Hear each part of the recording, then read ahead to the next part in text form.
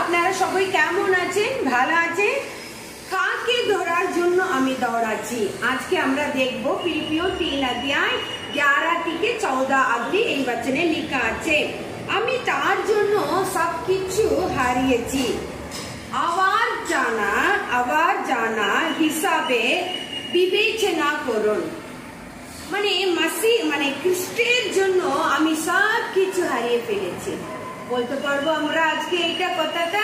নাই, আমি প্রভুতে এসেছি, তাহলে প্রভু আমাকে অনেক টাকা দেবে, আমি ইনকাম করব, তাই নেই।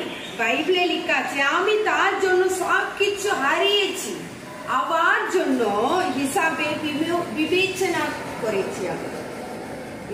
করেছেন।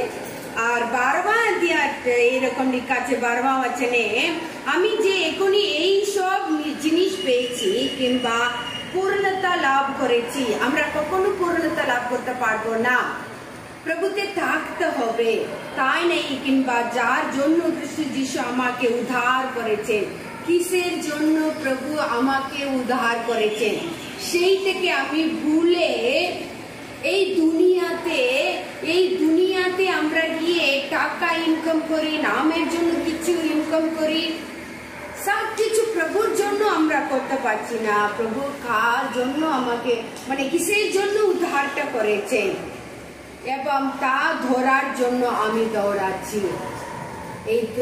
এই পৃথিবীর পিছনে আমি দৌড়াচ্ছি, প্রভু যীশু খ্রিস্ট আমাকে কিসের জন্য উদ্ধার করেছেন সেইটা পূরণ করার জন্য আমি প্রভুর পিছনে আমি দৌড়াচ্ছি।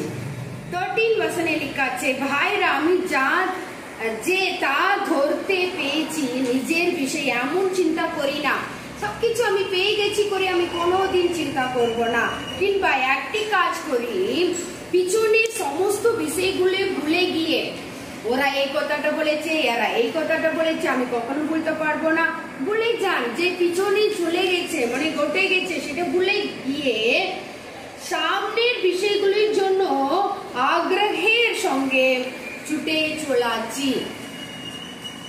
14 লক্ষ্যের দিকে দৌড়াতে আমি খ্রিস্ট যিশুতে ঈশ্বরের যে ধাক যা তিনি পুরস্কার পাওয়ার জন্য স্বর্গে ডেকেছেন তার জন্য যতন করব।